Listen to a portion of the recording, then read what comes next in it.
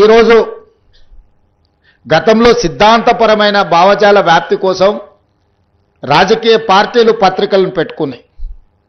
వాళ్ళు నమ్మిన సిద్ధాంతాన్ని ప్రజలకు చేరవేయడానికి, చేరవేసిన సిద్ధాంతాన్ని ప్రజలలో సుస్థిరపరచడానికి ఆనాడు రాజకీయ పార్టీలు ఈ పత్రికలను పెట్టుకున్నాయి. కానీ ఈరోజు వింత పోకడలు వచ్చినాయి. చేస్తున్న తప్పులను కప్పిపుచ్చుకోవడానికి, సంపాదించిన సంపదను కాపాడుకోవడానికి, వాళ్ళని ప్రశ్నిస్తున్న వాళ్ళను సమాజంలో వాళ్ళ పట్ల అసహ్యకరమైన భాషను ఉపయోగించి వాళ్ళ ప్రతిష్టను దెబ్బతీయడానికి ఇవాళ రాజకీయ పార్టీలు కొన్ని పొలిటికల్ పార్టీ ఓన్డ్ మీడియా రావడం వల్ల ఈరోజు జర్నలిస్ట్ అనే పదానికి డెఫినేషన్ ఎత్తుక్కోవాల్సిన పరిస్థితి వచ్చింది.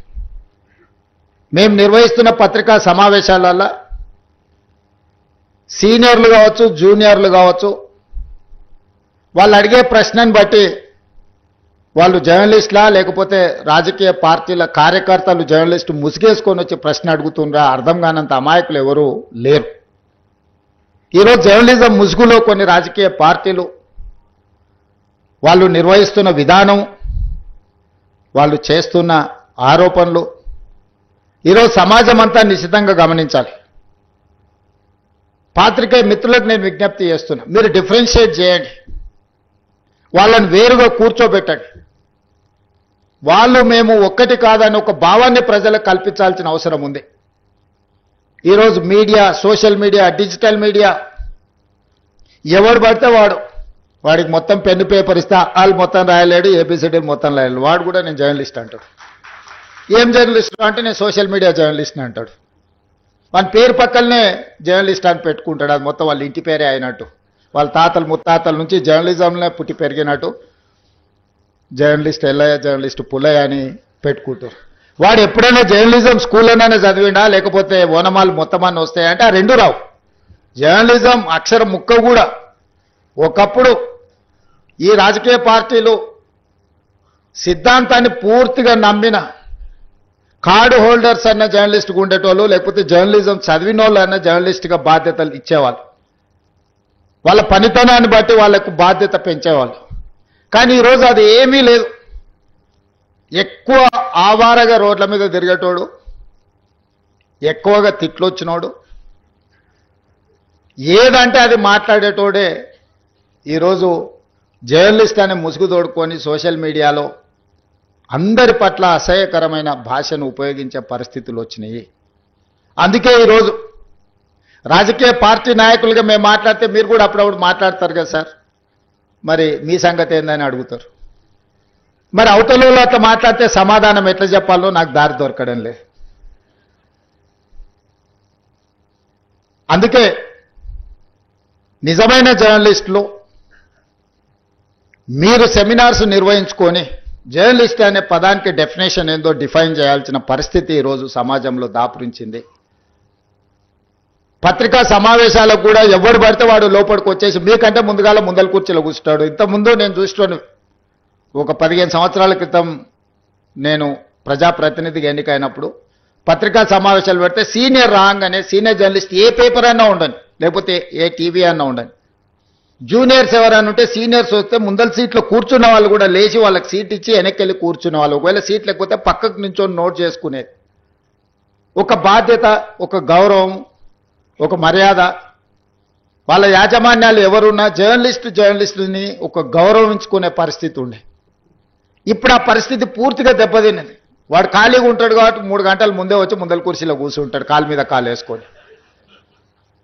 వాడికి ఆ వచ్చిన సీనియర్ జర్నలిస్టు వాళ్ళ జీవితాన్ని మొత్తం జర్నలిజంలో కలిపినరు. వాళ్ళు సిన్సియర్గా ప్రజా సమస్యల్ని విశ్లేషించడానికి, పరిశోధనలు చేయడానికి, వాళ్ళ జీవితాన్ని, ఆరోగ్యాన్ని ఫనంగా పెట్టి, కుటుంబాలను కూడా ఫనంగా పెట్టి ప్రజల సమస్యలను తెలుసుకోవడానికి ఎక్కడెక్కడనో మారుమూల ప్రాంతాలకు వెళ్ళి రోజుల కొద్దీ ప్రజలలో మమేకమయ్యే ఆ సమస్యల్ని తెలుసుకొని వాళ్ళు రాసిందన్న సంగతి, పాలకులు చేస్తున్న తప్పులను పట్టుకోవడానికి నిరంతరం శ్రమించి విశ్లేషించి మన ప్రాంతంలో జరిగిన విద్యుత్ ఉద్యమాల వెనుక ఇంత కఠోరమైన దీక్ష జర్నలిస్టులది ఉన్నది.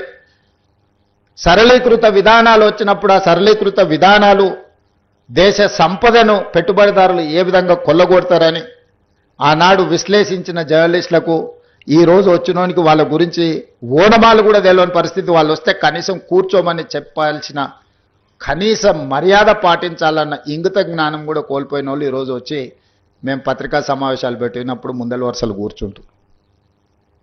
కూర్చోవడం కూడా ధిక్కారంగా, మనమేదో లోకు అయినట్టు వాడేదో మన మీద పెత్తనాన్ని చెలాయించడానికి వచ్చినట్టు మన కళ్ళకు చూస్తుంటాడు. ఇంకా నువ్వు నమస్కారం పెడతలేవు, నన్ను చూసి తల ఉంచుకుంటలేవేందని.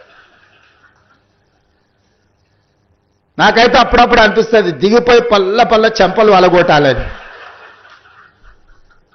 కానీ పరిస్థితులు హోదా అడ్డం వస్తుంటాయి.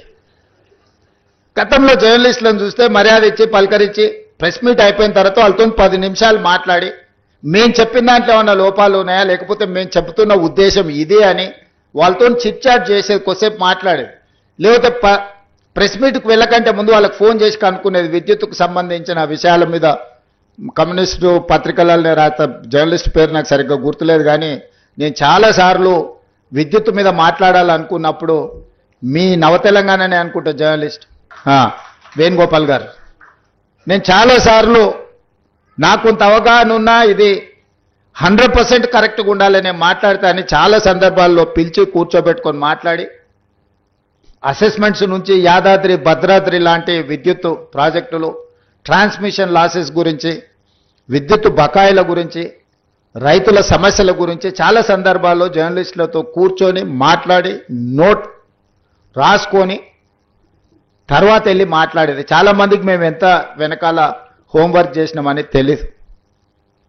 అట్లే జర్నలిస్టులు వాళ్ళ నాలెడ్జ్ని మొత్తాన్ని ప్రజలకు ఉపయోగపడే విధంగా పనిచేసిన జర్నలిస్టులు చాలామంది నాకు తెలుసు. కానీ ఈరోజు వింత పోకడలు వచ్చినాయి. ఆ వింత పోకడలకు రాజకీయ పార్టీలు కూడా తోడైనాయి. రాజకీయ నాయకుల యొక్క స్టేట్మెంట్ల పట్ల విశ్వసనీయత తగ్గుతున్న క్రమంలో జర్నలిస్టులు కూడా వేగంగా అదే దారికి పరిగెత్తుతున్నారు.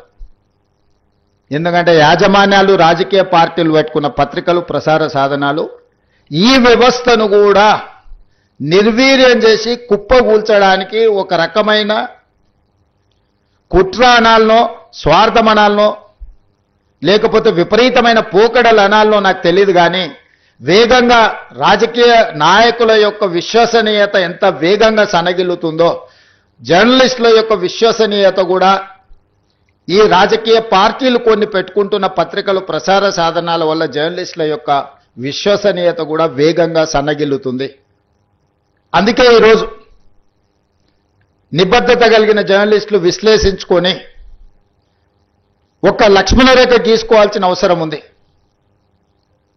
నిజమైన జర్నలిస్టు ఒకవైపు, జర్నలిజం ముసుగులో అరాచకం చేసే వాళ్ళని ఇంకొక వైపుకు నెట్టాల్సిన అవసరం ఉంది. అది జరగకపోతే పత్రికలకు, ప్రసార సాధనాలకు కాదు, తెలంగాణ సమాజానికి, దేశం యొక్క భద్రతకే ప్రమాదకరంగా తయారయ్యే పరిస్థితులు ఉన్నాయి.